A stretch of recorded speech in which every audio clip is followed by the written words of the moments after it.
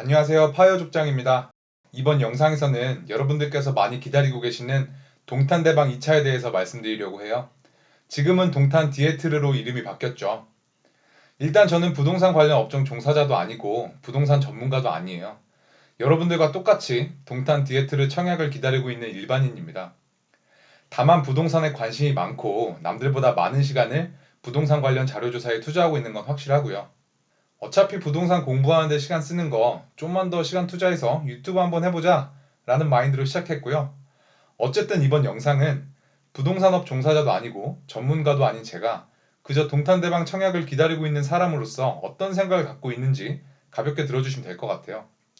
여러 부동산 카페나 청약을 준비하시는 카톡방 모임 등에서 정말 자주 등장하는 질문 두 개를 추려봤습니다.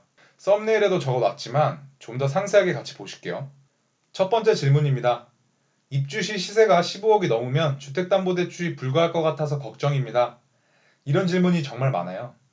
당연히 그럴 수밖에 없겠죠. 지금 동탄대방 인근의 동탄역 롯데캐슬이 실제로 15억을 넘었고 입주 시점이 2024년이다 보니까 그때쯤에는 시세가 더 올라서 주택담보대출이 불가능하면 어쩌지?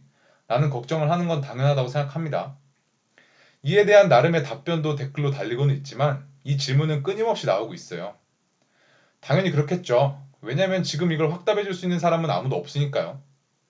입주 시점이 2024년인데 미래의 일을 누가 답해 줄 수 있겠습니까? 국토부 장관님도 모르실 겁니다.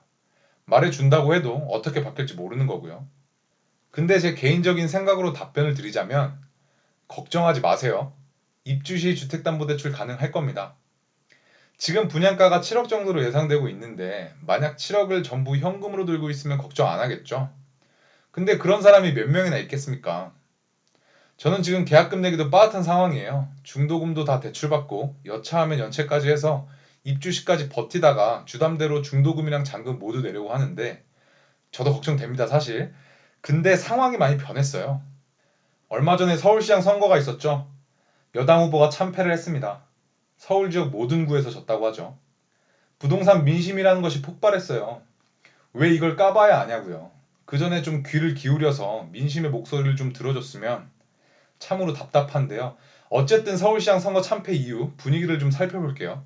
그동안 재건축 규제하고 대출 조건 규제하고 LTV 줄이고 전국을 투기과열 지구 혹은 조정 대상 지역으로 묶고 난리도 아니었죠. 그렇게 했는데 집값도 못 잡고 선거도 참패하고 두 마리 토끼 다 놓치더니 이제 와서 소잃고 외양간 고칩니다. 부동산 규제 완화하겠답니다. 종부세 기준을 높일 거래요. 현재 공시지가 기준 9억 원 초과인 주택에 종합부동산세를 부과하고 있죠. 이 9억 원이라는 기준을 12억 원으로 상향하겠다는 겁니다. 서울 집값 오른 곳이 너무나 많아서 종부세 대상이 되는 주택이 많아지고 그들이 전부 선거에서 외면을 하니 궁여지책으로 민심 달래기를 하는 모습입니다. 여당의 한 의원님은요, 장기 주택담보대출 비율을 최대 90%까지 올려야 한다고 말하네요. 꼭 이렇게 오버하는 사람 한 명씩 있어요. 너무 오버하면 신뢰성이 좀 없지 않나? 뭐 그런 생각도 좀 듭니다. 그냥 무주택, 생애 철저주택 구입자 대상으로 60에서 70% 정도 해주는 게 적당하다고 생각이 드는데요. 밑에 좀 더 보시면 여당이 이렇게 부동산 정책 수정에 적극적으로 나선 이유 뭘까요? 라는 질문을 했어요. 뭐 안 봐도 알지만 이대로 가다가는 내년에 있을 대선도 위험하다라고 생각을 한 거죠. 지금부터 내년 대선 준비해야죠. 분명히 부동산 완화 정책이 다음 달인 5월부터 쏟아질 것 같습니다. 야당의 시 도지사분들도 가만히 있지 않죠. 이제는 부동산 정책 완화 경쟁이에요. 누가 더 달콤한 말을 해서 민심을 달래느냐. 누가 더 무주택자, 주택 실수요자들에게 필요한 정책을 내놓느냐. 내년 대선까지 그 경쟁을 펼칠 걸로 예상이 됩니다. 그래서 걱정하지 말자는 거예요. 물론 동탄 디에트르 입주 시점이 2024년이라서 시간이 좀 많이 남았죠. 그 사이에 어떤 변수가 있을지 모르지만 현재 분위기로는 절대 청약 당첨자들에게 주담대를 제한하는 일은 없을 것으로 보여요. 동탄 디에트르 청약 당첨자들이 주택을 7억 원대에 분양을 받았는데 입주 시점에 15억이 초과하여 주택담보대출을 금지한다? 이거는요, 이렇게 단기간에 주택 가격이 급등한 것을 인정하는 꼴이고요. 이에 대한 책임을 아무런 죄가 없는 청약 당첨자들에게 넘기는 꼴이에요. 제 상식에서는 있을 수도 없고 있어서도 안 될 일이라고 생각합니다. 실제로 저 지금 계약금 내기도 빠듯한 상황인데요. 그냥 청약 넣을 거예요. 잔금 치르는 거 무서워서 청약 안 넣으시는 분들이 없기를 바라면서 제 생각을 잠시 전해보았습니다. 두 번째 질문 보시겠습니다. 경쟁이 워낙 치열할 것 같아서 오피스텔 청약이라도 넣어야 할지 고민입니다. 이번에 동탄 디에트르는 아파트랑 오피스텔을 동시에 청약할 수 있습니다. 이건 당사자의 입장에 따라서 답변이 달라져요. 더 이상 설명할 필요가 없죠. 동탄 대방, 입지 깡패입니다. 오피스텔도 아파트 못지않게 인기 많을 거고요. 투자로 보았을 때는 반드시 해야 하는 곳이라고 생각합니다. 근데 이 질문을 하신 분이 저랑 비슷한 입장이라면 그니까 저는 청약되면 실거주 할 거거든요. 내 집 마련 위해서 하는 거고요. 투자 수익이나 월세를 받는 투자 상품을 찾고 있는 게 아니에요. 실제로 제가 직접 입주할 계획인데 이렇게 저와 같은 상황이시라면 저는 아파트만 하시라고 말씀드리고 싶어요. 일단 오피스텔 청약 조건을 같이 볼게요. 굉장히 매력적이에요. 청약 통장 필요 없고요. 당첨돼도 재당첨 제한이 없다는 거예요. 또 다른 주택 청약할 수 있어요. 그리고 100% 추첨제입니다. 동탄 대방 아파트의 가점제는 이미 70점이 넘어야 가능성 있다고 다들 그러시더라고요. 뭐 까봐야 알겠지만 저도 뭐 개인적으로 69점도 탈락할 것 같긴 해요. 그러다 보니 가점이 부족하신 분들 얼마 없는 추첨제 물량에 기대느니 100% 추첨제를 하는 오피스텔에 눈이 가는 건 당연하죠.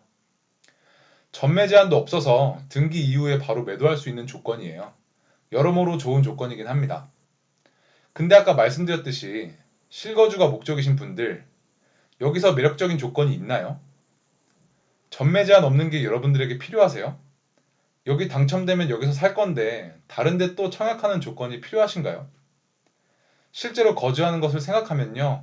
아파트보다 실평수도 좁고 관리비도 많이 나오고 또 분양가도 아파트보다 높을 거예요.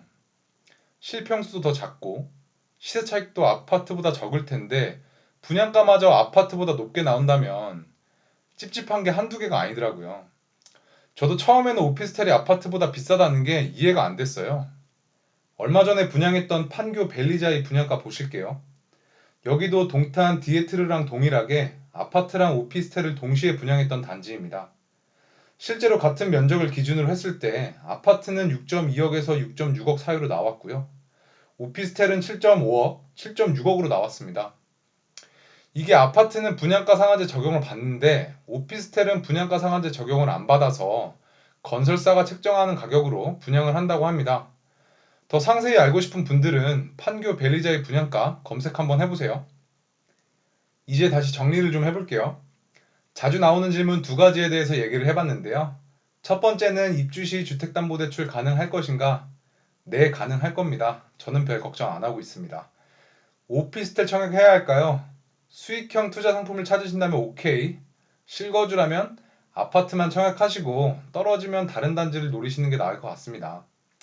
요즘에 분양하는 단지가 너무 없기는 했어요. 그만큼 많은 분들이 기다리셨고 관심도 뜨겁고요.